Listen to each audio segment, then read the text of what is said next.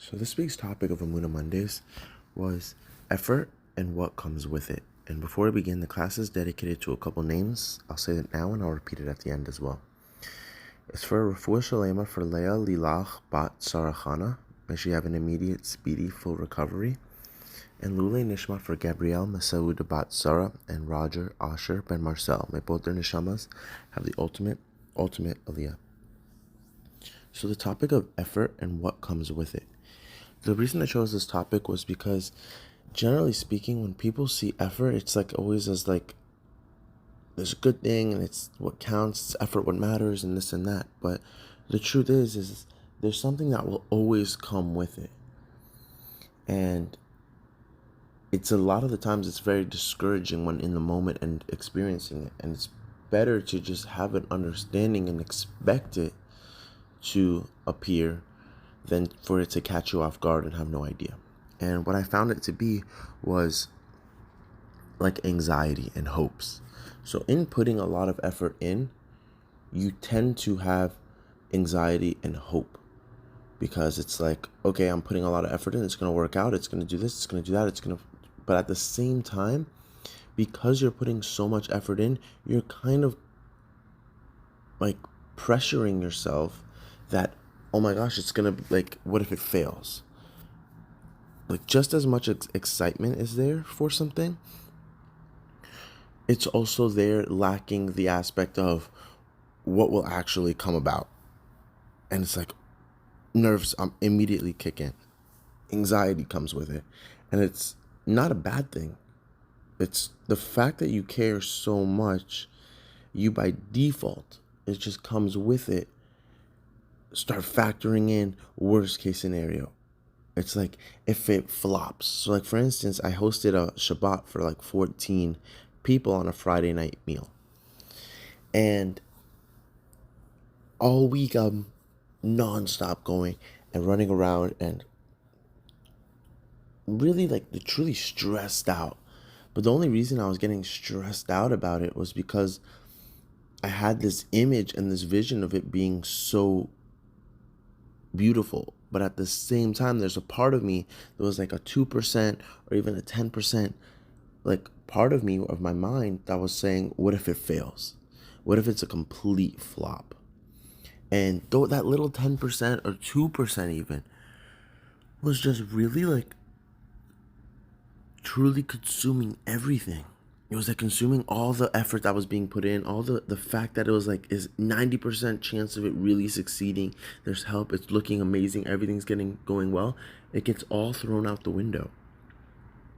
And you just start focusing on what if it fails, what if it fails, what if it fails? Oh my gosh, it's gonna fail. This isn't good, this isn't good. And it just starts consuming you. And I was like, why is that? Like, and it was like really discouraging me to the point where like I almost completely canceled it. And it came to the conclusion that it's because of the amount of effort that was being put in, by default, hopes get brought in. Like they just get brought up and they're raised. And you start really hoping that it comes out amazing. And in doing so, there's also that slight part of you that's like, what if it fails? What if it doesn't go well? And people need to understand that that is normal. Just because you have this part of you that's saying, oh my gosh, it's gonna fail, doesn't mean that it will. We are human, and by default, we're factoring in worst case scenario. But at the same time, it's just a small chance. Don't let the 1%, 2%, even 10%, don't let the minority overwhelm and overrule the fact that you're still 90% effort being put in on your end. You know, you're still covering all the bases and doing everything that you can. And yes, okay, nobody's perfect.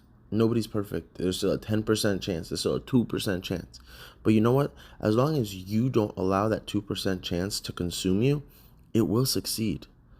It doesn't matter if people are going to throw in doubt in your mind and from a different point of view, and that's fine. That's what people are human. That's what they're going to do. You know, you can mention 100 amazing qualities about somebody, and then they witness one negative quality and they'll completely toss it away. But as long as you're not the one doing that, you're fine. As long as you can name 100 qualities, you can name 10 qualities, and at the same time you can name 2 or 3 negative ones about yourself, as long as you don't let those 2 or 3 dictate who you are and define you, you're fine. You're going to succeed. You're not perfect. It's a tough thing for others to accept, but you know what? If you can accept it in yourself, you're good. So if you understand that with effort comes anxiety, comes worry, all these things are normal, because at the end of the day, you're human. And you only start having anxiety about something that you genuinely care about.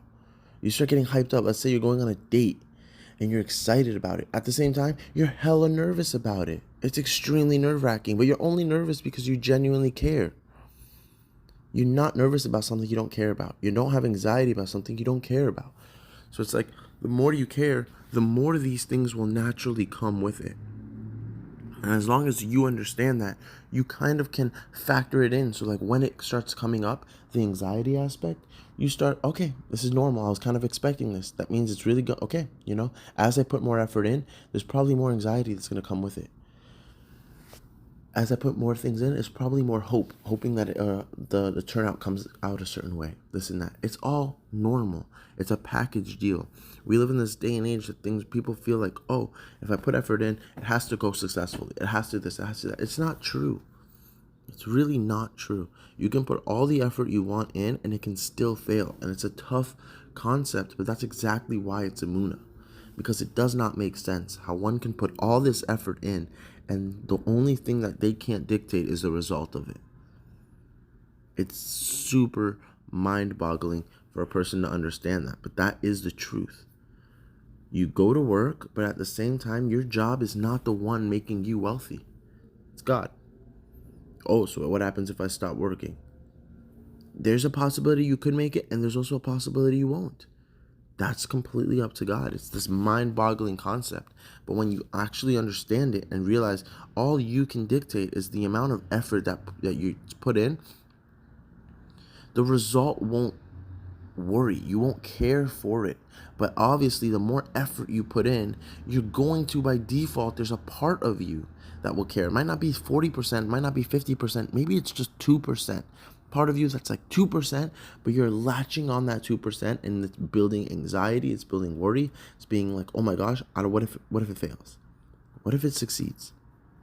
So that's really what the topic was about, was just expressing the fact that with effort comes a lot of other things that most people don't understand, but yet at the same time experience on a regular basis, and it's normal. Simply to just come here and just say that it's completely normal and everybody's going through it. And the reason for it is because the more effort you put in, naturally speaking, the more you have hopes for something panning out, because it's taking a lot of effort. You're putting a lot of work in it. So now the result just naturally comes in. But I'm not saying it's 10% or 20%. It could be 2% that you're focusing on. And because you're focusing on the 2%, you start factoring in all the negatives and possibilities of worst case scenarios that can come in. So this week's topic again was for Refuah Shalema for Leah Lilach Bat Sarahana. May she have an immediate, speedy, full recovery. And Gabrielle Masouda Bat Sarah and Roger Asher Ben Marcel. May both their neshamas have the ultimate aliyah. Thank you.